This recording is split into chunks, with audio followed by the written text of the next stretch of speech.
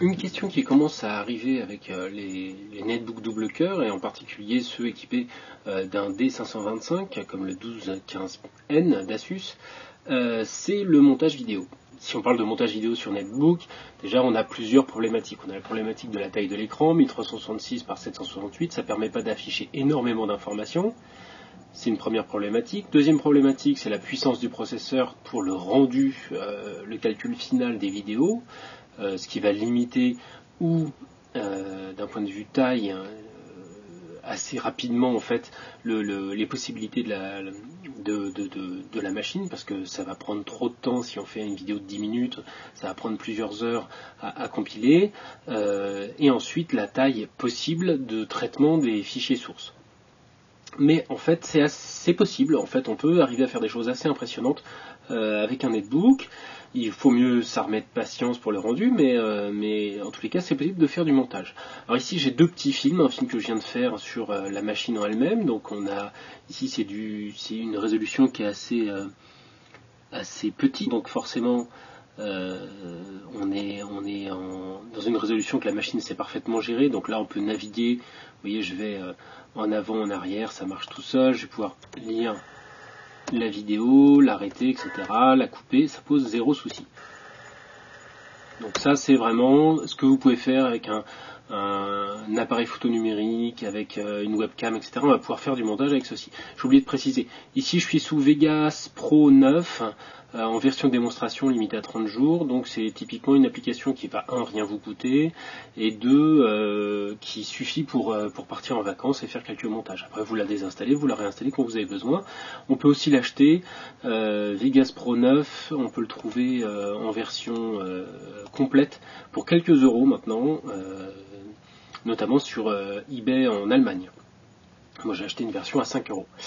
Enfin voilà, j'avais ça sous la main, donc c'est parti. Donc voilà, donc ici de la base def c'est vraiment sans souci. On va pouvoir charcuter ça, le copier, le coller, le déplacer, faire du montage, faire une transition par exemple ici entre deux bouts du fichier. Il va calculer la transition relativement, de façon plutôt fluide, vous voyez, ça se passe vraiment très bien. Deuxième fichier un petit peu plus costaud, il s'agit de 720p, donc là c'est filmé avec une caméra GoPro, donc c'est un très grand angle, il y a beaucoup d'informations, beaucoup de détails. A priori les deux ne se marient pas très bien, donc je vais supprimer cette partie-ci, voilà, pour pas avoir de soucis. Et là on a un fichier où c'est un petit peu plus dur de naviguer, c'est-à-dire que vous voyez, il y a une latence entre le moment où je clique et le moment où l'information s'affiche. Je sais pas si ça se voit bien. Voilà, donc vous voyez, c'est un petit peu délicat. Maintenant, c'est complètement exploitable. C'est-à-dire que je vais arriver tout à fait à retomber sur mes pieds. Je peux naviguer avec les flèches en image par image, revenir à l'image d'avant, etc. Ça pose pas de souci. Juste avant. Ici, je supprime au milieu. Je vais faire une petite transition toute bête et un fondu au noir. Donc vraiment rien de sorcier, encore une fois, hein, je ne parle pas de montage vraiment très compliqué, mais on va dire que pour du petit film de vacances à envoyer ensuite sur YouTube, c'est largement suffisant. On va faire une prévisualisation, donc fondu au noir au départ qui s'affiche. Vous voyez, c'est pas un rendu parfait, hein, il n'y a pas de... la machine a du mal à afficher ceci, ça ne prend pas en compte la décompression matérielle du chipset Xeon, donc on n'a pas un rendu parfait, mais on a un rendu qui est suffisant en fait pour savoir où on va, en tous les cas, au point de vue montage. Voilà, donc on va dire que ça va, que ça nous convient. Je vais supprimer un peu pour pas que ça soit trop long à calculer. On va supprimer cette partie-ci. On va rapprocher ça, voilà, on aura un petit fichier qui fera 1 minute. Voilà, le montage est terminé, on a un fichier qu'on va enregistrer en format AVI, en fait on va le compresser en XVID avec l'audio en MP3, toujours en 1280 par 720, donc du 720p, et tout à fait standard, qui est assez lourde tout de même pour un netbook, et on va lancer donc le rendu. Comme vous pouvez le constater, le rendu n'est pas rapide, on est à 11%, c'est une vidéo qui fait à peu près 1 minute, qui doit faire 59 secondes, voilà. Temps restant 14 minutes, temps passé 2 minutes, donc si on imagine un ratio de 1 minute rendu en 15 minutes, c'est franchement pas bon. Donc c'est vraiment limité à des usages très basiques de vidéo. Ici c'est du 720p, ce qui est beaucoup pour un netbook, avec évidemment un fichier plus basse def, c'est beaucoup plus rapide. Vous pouvez vous contenter de fichiers basse définition fait avec une webcam ou avec un appareil photo numérique, vous aurez un rendu beaucoup plus simple. A noter que pour ce type d'opération, on a une machine qui commence à chauffer pas mal, c'est-à-dire qu'on est vraiment, le processeur est au taquet, je ne sais pas à combien il est, on va regarder ça. Ah, le processeur est à 100%, c'est assez simple, 99%, 100%, c'est-à-dire qu'on a vraiment, on est au bout des limites d'un atome là, un atome D525 cadencé à 1,86 GHz, c'est vraiment ce qui peut faire de plus lourd aujourd'hui. Donc on ne pourra pas aller beaucoup plus loin.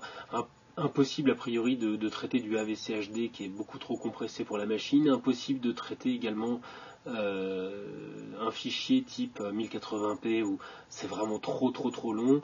Donc si vous voulez faire du montage, c'est possible, mais je vous conseille vraiment d'utiliser un fichier basse def, ça suffit amplement pour la plupart des vidéos YouTube. Vous faites autre chose que du 720p, vous faites en dessous. A noter également que si vous faites beaucoup de vidéos, notamment pour un blog ou pour envoyer sur YouTube, vous n'êtes pas obligé de faire le rendu sur la machine, mais uniquement le montage. Ça, c'est tout à fait possible. C'est-à-dire que vous allez importer dans votre netbook tous les fichiers nécessaires, votre vidéo, etc.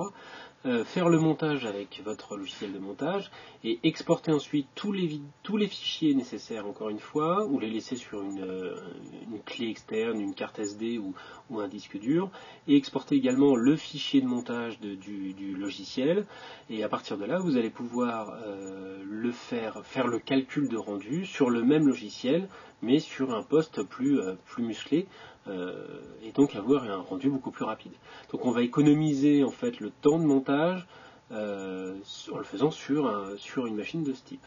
Donc on va l'ouvrir avec Media Player classique comme cinéma pour profiter du décodage du ion. Donc vous verrez, c'est beaucoup moins joli que la source, étant donné que notre fichier est compressé en XV, donc je l'ai compressé assez fortement, mais on va dire que c'est quand même regardable. Et voilà, on a un fichier qui a été calculé avec le fondu au noir au début, le fondu au noir à la fin, et ça donne quelque chose qu'on peut tout à fait exporter sur le web avec une qualité largement suffisante. C'est limite, mais c'est encore une possibilité offerte si vous êtes coincé par un netbook de ce type.